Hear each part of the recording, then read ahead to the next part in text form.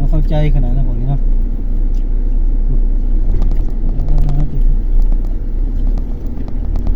วานได้ขอได้ย่อมรถ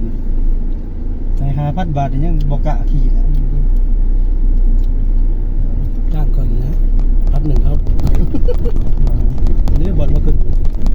บอลมาขึ้นบอลลงอ่ะพี่แรงพุทธเนาะ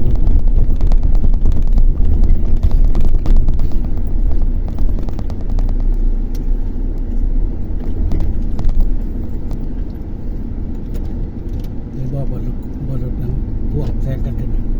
สังเกตบ่เห็นรถพวกเนาะ วานเฮา เป็นไรเนาะไม่ได้รถพวกจะขับนั่น มันแม่นสิบอกมันตี บอก มันยังบ่ เดี๋ยวนะ หวานเบา อะไร เบาอย่างไร ทอดแล้วก็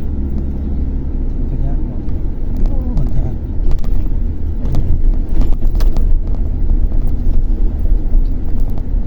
นี่แหละนี่บอลพวกแซงกันกันชื่ออยู่ในห้อง มันเห็ดแต่หัวผู้ตัวนี้เนาะลงป้อตัวสีขาว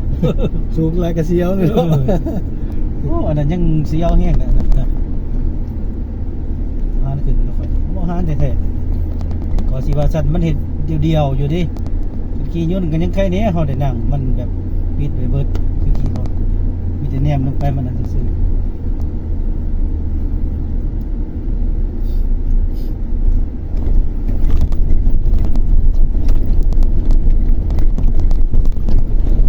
ว่าการเป็นทางมันดีกว่านี้ป่ะ รถพวกมาว่าเที่ยวที่ยันทางวันที่ไปเลย เขาบอกให้เทียบบอก เที่ยวกันมันบื้นบ่ได้แล้วมันทางเคยเนาะเวลามันแก่เครื่องรักมัน ไป ไป ร ได้ ถน้อยเท่านี้บ่ได้เด้อกัน หรือว่าเขาบ่ให้เที่ยวทางนี้ โค้งก็บ่เป็นหยังดอก อันนี้ตะกี้นะครับพ่อคู่โคกเลยหลวงพ่อไม่ได้พ่อจะคันนี่ มากก็บ่มีสิว่าแต่ละ2-3คันมันมาเป็น ฝูงมา 10ปลาย ยันไปว่ามันทางแคบมันเพเลยเขาเลยว่าเที่ยวไม่เห็นจะคัน บ่เห็นอย่างนี้แล้วบ่เห็นมันนะ เพราะว่าฉะนั้นโอ้พลาดโคกเลยนะตัดไปทางกับมาบ่ มันก็สิต้องไปบุญอีกวัน ที่มันทางรถนี่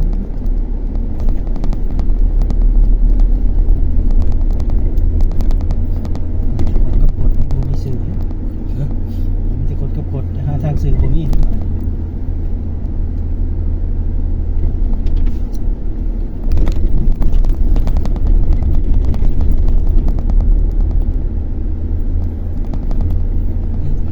นี่จังหวะ คือบ่มีเหรียญของน้ำเรียกว่าคำเหรียญของน้ำเลยชักไปได้เลยอย่าฟรี เขาอันนั้นที่ทางเขาหัวเขาจะเอา จำไปเลยนะ ทิ้งขยะเลย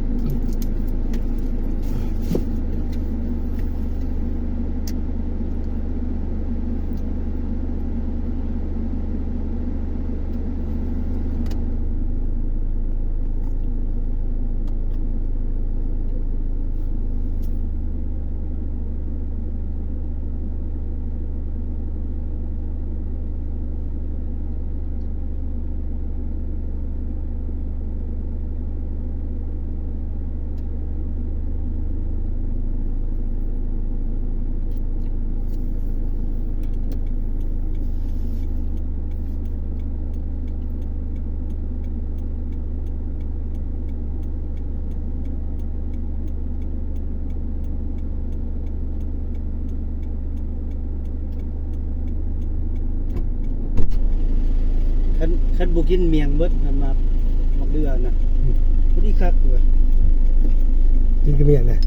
ฮะ กินกระเมียงนะ โอ้กินกับเมียงมันก็คักเลยได้ แซ่บขึ้นแต่ไทยนะสมัครกินรสชาติกินกับมาปิดให้เขากันครับปิดกระทอด จัดกับไปหน่อยแล้วเนาะ เดี๋ยวคำปิด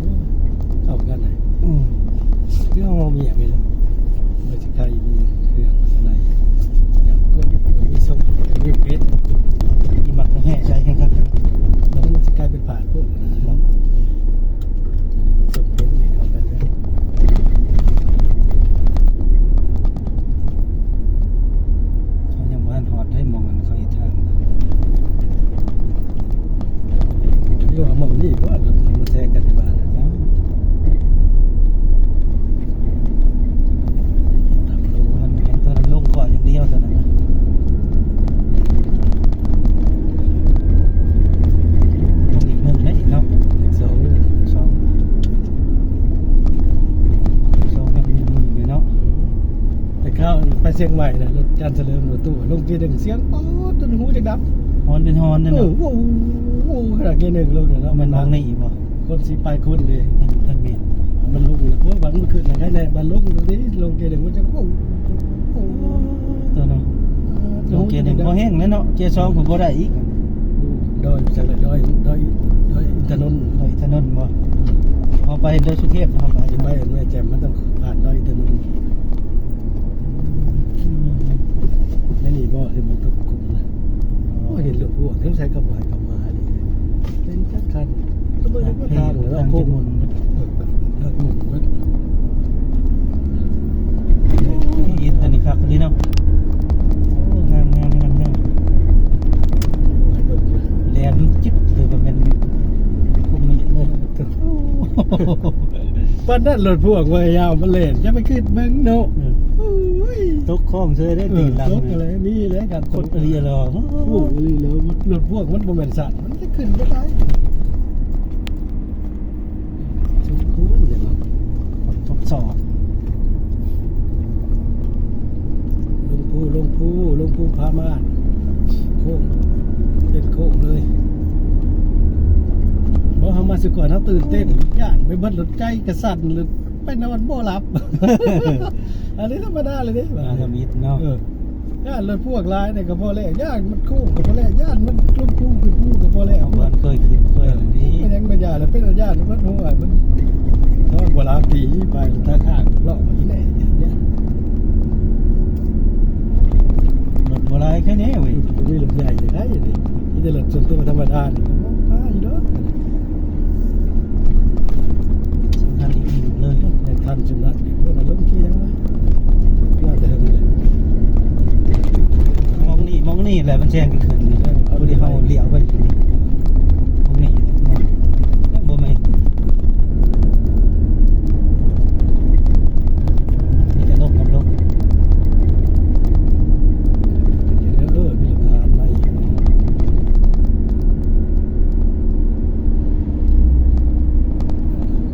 ลาดตระเวน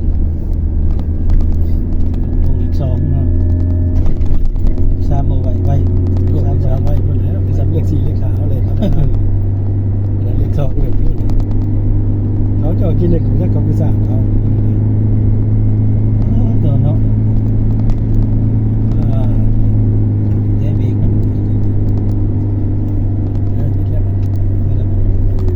ยังแหละบ่ได้ฮอดบ่เขาเฮ็ดทางนี่สิท่านเปิด เป็นแล้วได้เรียกเลย นะ เรียกเลย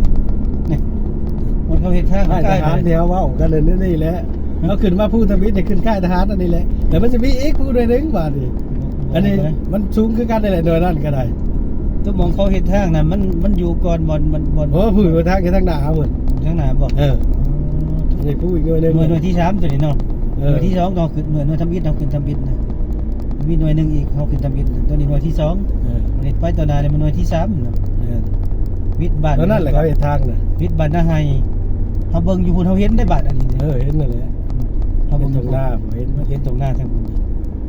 บ้านนะ บ้านนาไฮเด้เนี่ยแต่มันโค้งไปเป็นพุ่นเฮาเบิ่งอยู่พุ่นเฮาเบิ่งโอ้ยบ่ได้หินนึงติแล่นอยู่จะเบ็ดหินนึงเป็นหินแบบบ่ยอมพักบ่ยอมก่อน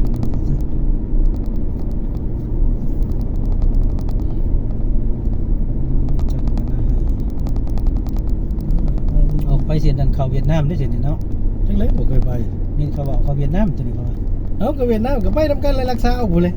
แล้วตัวนี้ก็แม่น โอ้ยมันไปบ้าน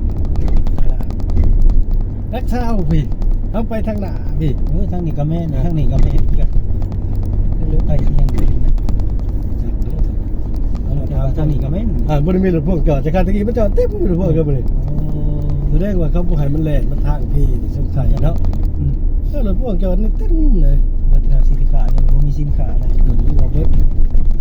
ถ้าที่มันคนละ ดีแล้วบ่มีรถพวกนี้แล้วสมเซยนำ มันจอดทุกทางเลยเดี๋ยวมันไปแหลกทางที่ดีไปแหลกทางกันเสร็จแล้วมันเส้น สมเซยนำบ่มีรถพวก มันเกิดเนาะทำได้ นำคนตกสอบก็มีแต่ เสี่ยงแต่ผู้เดินทางห่วงทางน้ำอีกรถน้อยรถใหญ่อีกรถใหญ่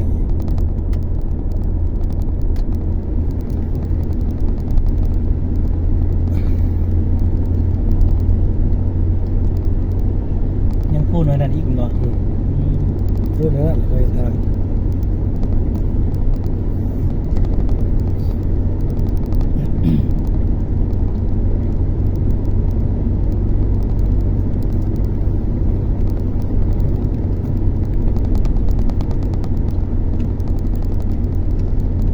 มันเนี่ยจะเป็นประมาณ3 เศษ ประหยัดเติบเนาะ เราใส่ก่อน3มาใส่สั้นเป็น8นะเป็น3มันขีดมันเลยทะลุขีดเป็น3 เศษ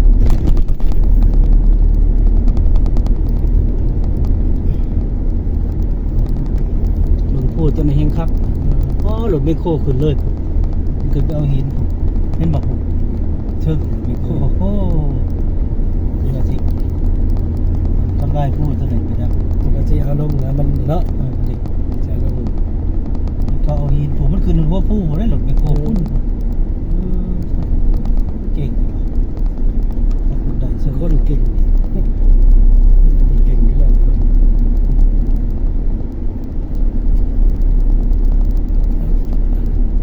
เขาไปบดเอาหินอยู่หันเนาะแมนอันนี้นี่เขาบดเอาหินตัวนี้ไปใส่ท่า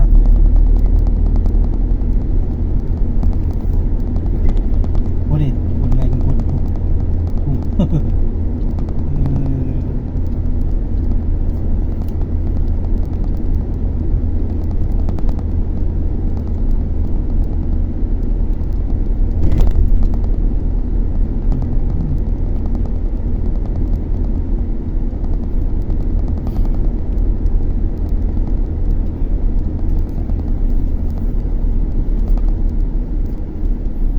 แล้วพวกขี่สลิงเนี่ยมันจะยำมันขาดเนาะใช่เลยเนาะเคยเห็นได้เขาเจ้าลงเพจลงไลน์สลิงขาด เรียบร้อย อยู่วังเวียงมันอยู่ใส่แล้วครับสลิงขาดฝรั่ง2 คนเสร็จ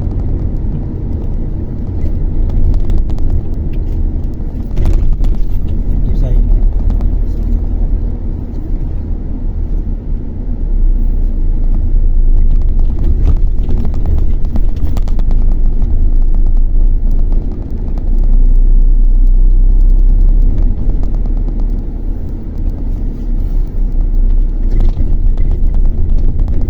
เขาขึ้นผู้โน่นนั่นแหละเขาลงไปแล้วมีบ้านเล็กเรียบซ้ายเนาะเป็นเมืองครับเนาะจืดอยู่เนาะเขาลงไปแล้วมีบ้านไปเลยเขาขายคนละใบอย่างไรไงล่ะวะ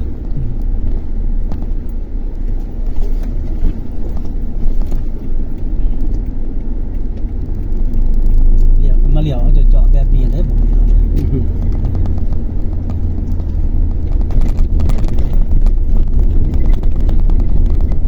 อันนี้เป็นแบบพวกขนาดเป็นแม่เนาะ10 ล้อธรรมดาเนาะ มันลำดับไม่เหลี่ยวน้อยเจ้าเจดินนี่ 10 ล้อธรรมดาแค้นลูกเขาไปกับเป็นพวกคือว่าอีกแล้วเลย เนี่ยมัน นี่เห็นจบยาว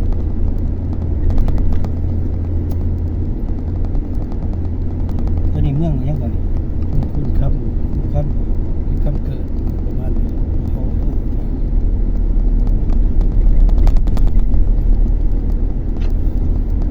ครับเมืองขโมย บ้านมันห่างมันคือทั้งหลุมเขาเนาะบ้านที่แต่ละเรื่องนี่เปอร์เซ็นต์บ้านหนึ่งกันเลย มันมีแต่ครูแต่พาเอา รัดป่าก็สิมีเรืออย่างเป็นบ้านห่างด้านบ้านเราจริงๆกันก็ยังมีไก่ป่าอยู่เลยนะ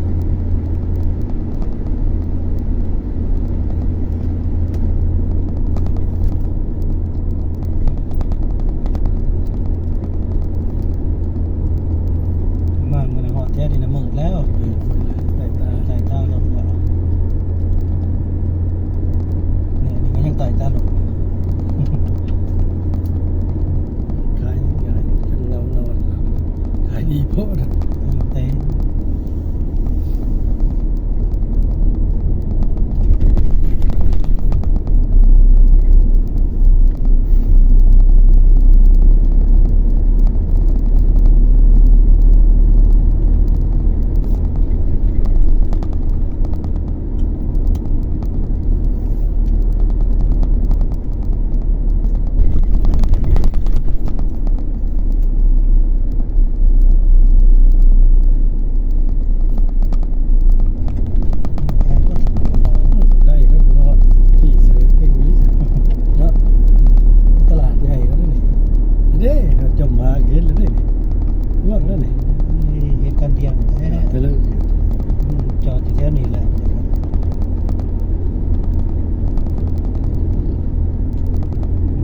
ยก็ยังมาอยู่นี่จะเบิ่ง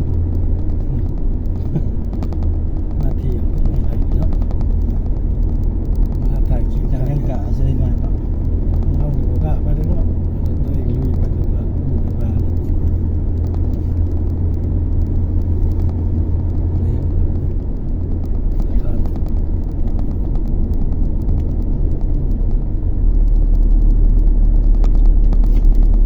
รถคันนี้คือเขากายกันอยู่เนาะ เดินกลับ แม่นแหละเลยครับมาเมียบ่มาผู้สาวบ่ เขาจอดอย่างได้เขาจอดไทยไทยห้อยนั่นก็ ไทยเมียสาวลาวเดินไปผ้าเธอยินมือ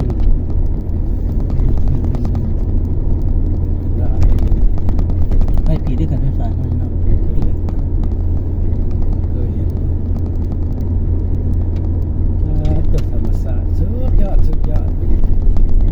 ในคลิปลง YouTube มันรอบเบิ่งแล้วแจ้งเกิดรอบนี้แหละนี่คลิปหนึ่งได้5,000อันนั้น50,000จากนั้นพอดเลยมีแต่คลิป500 200 300 YouTube ได้ห้อยแล้ว ทางดีเลยนี่แหละเขาเห็นทางบ้านเนาะนี่ทางขับนี่เยี่ยมแล้วบ้าน ถ้าเริ่มสิเฮ็ดคุณโพดฮอดพุ่นเลยทางกันนี่มันแจ๋วหล่นนะ ทางเท่านี้เลย ครับรถ โคตรเลย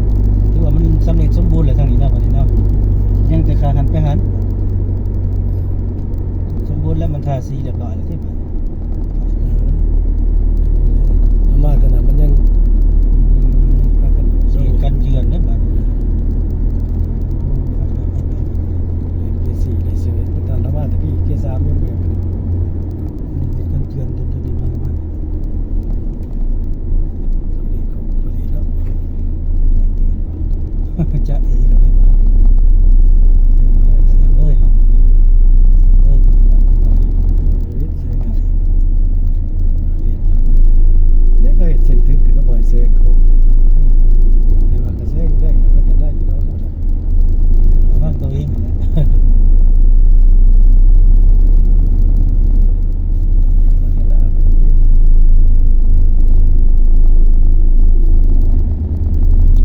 โคตรคัก น้ำมันเนาะ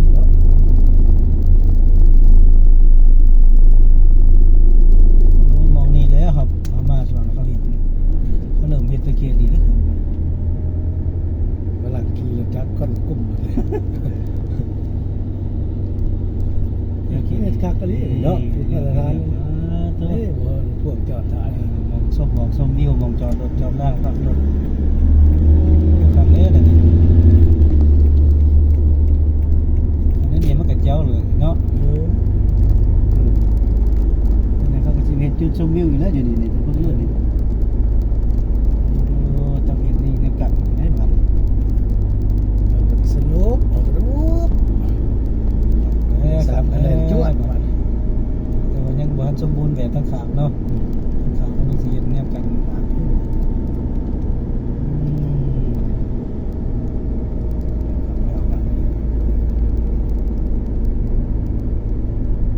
ดี พ่อเลยครับจมพาเลยพ่อนี่เห็น3คันแล้วแต่แกก็ว่าเลย เดี๋ยวเฮาสิแช่งมานี่แช่งยากอยู่ดอกว่านี้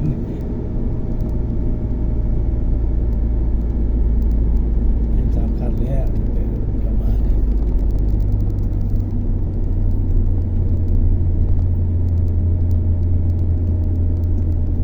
มีทางเหนือจัดเลยครับ ได้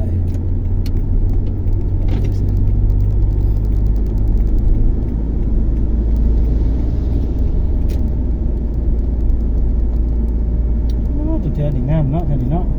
ในตรงหน้าเนาะ เป็นทงเลยนี่บ่จุดชมวิวนี่นี่ สมบูรณ์ นะ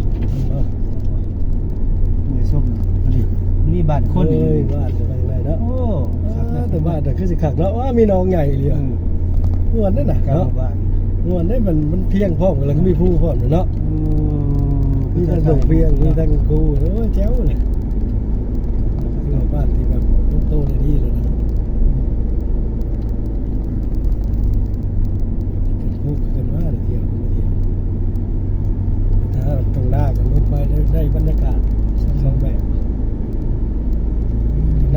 ขื่อนหัวนี่ขึ้นมาได้หอดขึ้นมาได้ ซัมนี่มันสิยาก ต้นขึ้นมาได้ใช่ บ่ยากแล้วซัมนี่หากิน ต้องคนพูดพอดีก็พัวจุเลย ซอยจุเลยโอ้ยมีเป็นผู้ย่างขึ้นไป โอ้ไปยังไปสวนก็ โอ้ยทางไปสวนกับทางผู้ย่าง เล่นเลยเห็นเห็นออนไลน์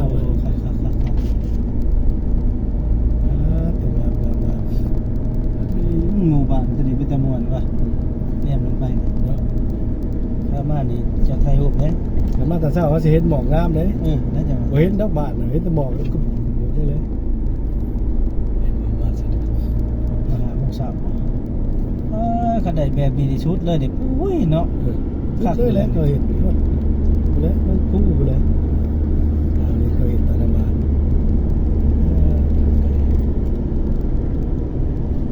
เขายังสิเฮ็ดตัวนี้ได้ต่อมันกันเจือน บดจนพักเดียว รักยังเลยเขายังสิเฮ็ดต่อเขาจะมาเข้ามาปลูกต้นเขาต้นไม้เขายังมาปลูกเลยคักเลยเนี่ยเด็กเขายังเห็นโทษตัวนี้ เคยกันเจือน เนี่ยเอาเหยียดเลยกันเจือนตัวนี้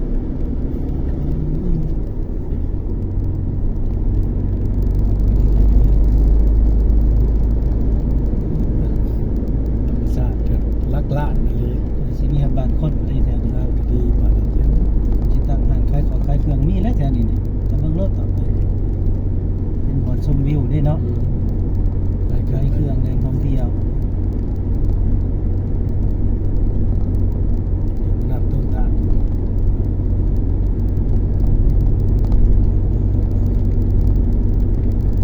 ปูนอย่าเบิ่งโอ้สวยสดงดงาม ก็จนเก่าไทยหมดเลยนะ เอาไปจอดถ่ายขากลับ ก็บอกเลยแล้วไปกับแฟนละครเลย หานำกันตัวนี่มันมีสายไฟมีตลาดที่สิ คนไหนคนดึงสายไฟเลยมั้ง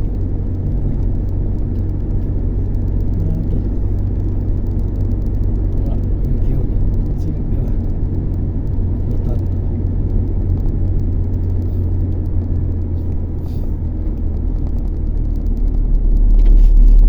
สำนี่แหละเนาะทางเนาะใส่ก็ได้งามสุดสำนี่แหละพูดโอ้ ว่า ที่ใหญ่เข้าไปแล้ว มาทำกันแล้วไปกับแพง นครดีนครหลวงจันทร์ ก่อนแล้วจันฮะ เข้าเส้นแล้ว ก่อนคนมันรวยมันก็ต้องเร็วเพราะว่าคนเราจนก็ต้องคอยไปเยี่ยมตัว เร็วแรงทะลุนรก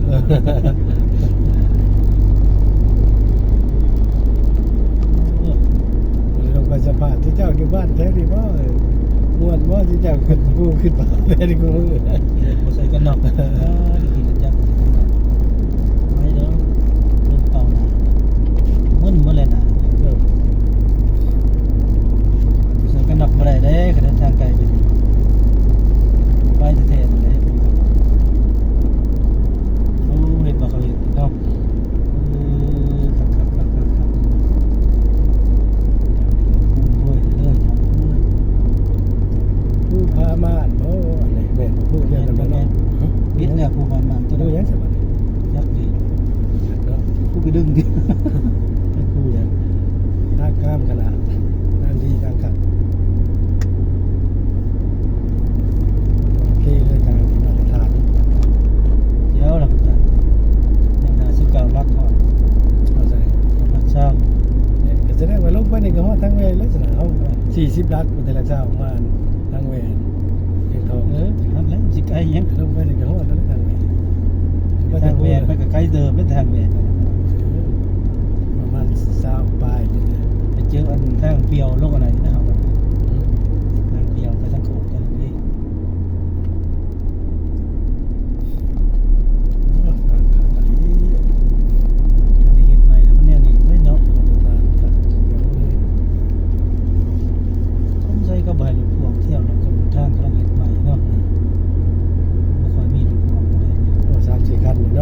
สุกี้เป็นร้อยเนาะติดกันอยู่ เป็นรถพ่วงมากก็จะรถทรงปูนนี้ สมบูรณ์อยู่ได้เนาะแต่ต้องเห็นหนังสือมานะจะหมดหนังสือมาเนาะว่ายังเหรอแม่นบริษัทเขาคนเขาเบิดอายุเขาบ่มีรถพ่วงแล้วมาคนเนี้ย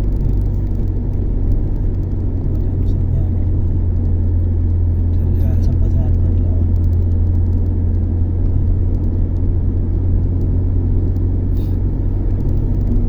ยังหนึ่งหินทรายใช่เหลือง ล เนาะ งแล้วเอาปูนลงแล้วบาดครับเขาเห็นเป็นจุดนะบนจุดพักรถเนาะครับนะครับ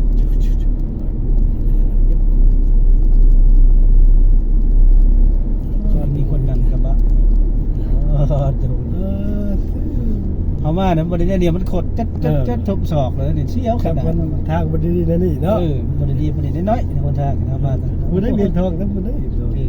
เดี๋ยวจะขามได้ใบหน้านี่แหละสิขาม คดก็คดได้น้อยคนทางนะครับเนี่ยมองนี่แล้วมองกันโอ้โหจิ้วที่สาม ปึ๊บมันยังกวางยุดตัวนี้เข้ามาทำวิทย์นะโอ้บริกวางก็นี่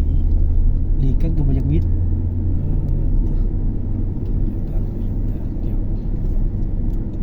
ทางไกลพันธกิจทำงานเจ็ดเยียนพี่น้องนี่แหละมันโค้งเลยที่เรา นี่มองไม่บอลนี่เขาทมในคักระเดียบอะไรเขาทำมาในหอตนีนี่ยกไอ้เหี้ยวเฮ้ยว่ะ เขาหมักไว้นี่แหละฝรั่งหมักมาจนไปหมักธรรมชาตินี่แหละทางดีเขาก็ให้เก็บมาเรื่อยเลยไปพักยันเขาเอาเดี๋ยวนี้ในเมืองลาวนี่อันดับหนึ่งที่ก็ต่างประเทศยังมาเห็นมาเที่ยวนะ เดี๋ยวมันหอนี่มันทางเก่าได้ตัวนี้ได้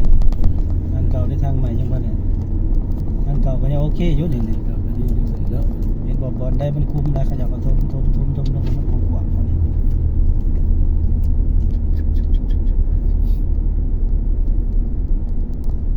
รถจักรนี่เขาจิเติมน้ำมันหลายประเด็นเนาะเขาสิไปเอาทางหนึ่งในเบิดบ่อยากเอาทางแหว เวลาที่สามนะเด้อว่าบริไกลบ่ได้ บริไกลแล้วมันก็บืนนี่ 90 กิโลบื้นหรือว่า มันบืนมันเปลืองจะได้น้ำมันนี่ได้ แบ็คสิเบิดแล้วได้ภาพบรรยากาศครับ เราปีนรถกัน อย่างเบิดแล้ว ว้ายเอาจนเบิดคาที อาจจะลงภูซะก่อนไปเลยแหละ บ้านลูกไส้ของเกมจะตายคามือแบตเบิดคามือจะได้สามันเสียแบตเนี่ยไปเส้นคือจะเล่นต่อยนะคือกันหยุด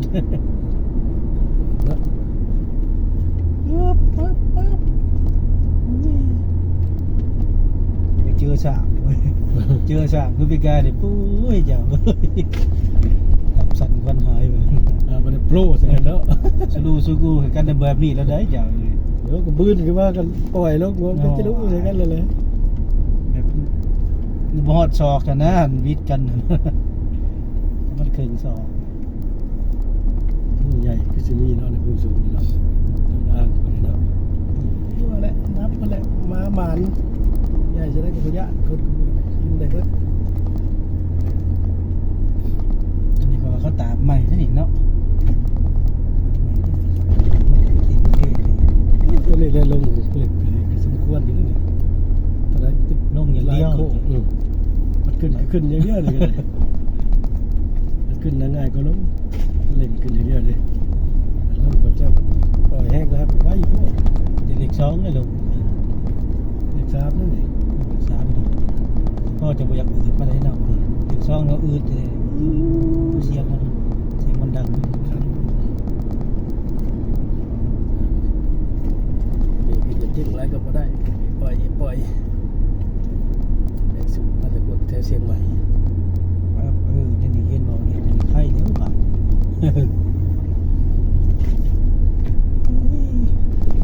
ผมหลัดไปเลยนี่เนาะอย่าง นี่ นี้ ฮอดแล้ว ยังไงคุ นี่แหละฮอดที่ฮอดแล้วมันทั้งเวรเงินเขามันก็คลายบางไม้นี่ลงไปนี่มันเวรในสายมือมาแล้ว ฮะ มาแล้วว่า มันยังอีกทางเพียงไกลตื่นมันสิหอดกัน อีแหละอันนี้รุ่นแหละดีมันก็คล้ายบางใบนี่ ใช่ก็ แม่นบ่ มันมีคู่กลางไหน ครับ บ่ทัศนียมันก็แม่น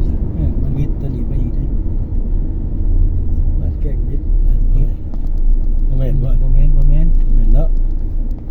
คือวิทย์บูนตัวนี้นี่ มันคล้ายแล้วกลับมาอีกเว้นหัดคล้ายบางใบเนาะ มันมีคู่เด้มีคู่ทางกลางแล้วก็เลี้ยวแป๊ดเข้าไป นี่หมู่ขายซื้อแท้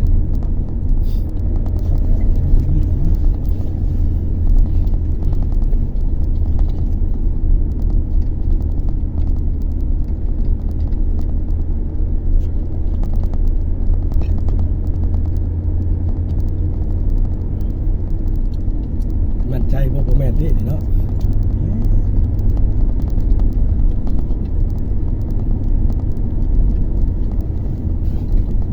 แล้วมันก็ได้เป็นเสียมันได้ความครัวอีกได้เฮาแม่นแต่ว่า เลยบ่จืดเลยที่จะมาลงผู้นี่แหละแม่นแล้วเดี๋ยวจะคงกินแล้วยังมี มัน ผู้ มีผู้น้อยนะ ยังมีอีกผู้เลยหนึงได้ผมบอก มีผู้น้อยอันหนึงลงผู้น้อยหันอาชิเมนตัวนี้อาชิเมน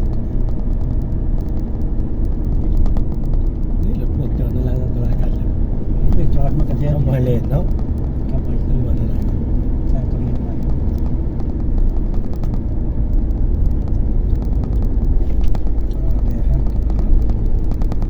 มีชีวิตให้ดีครับ ใกล้แล้วนี่โว้ย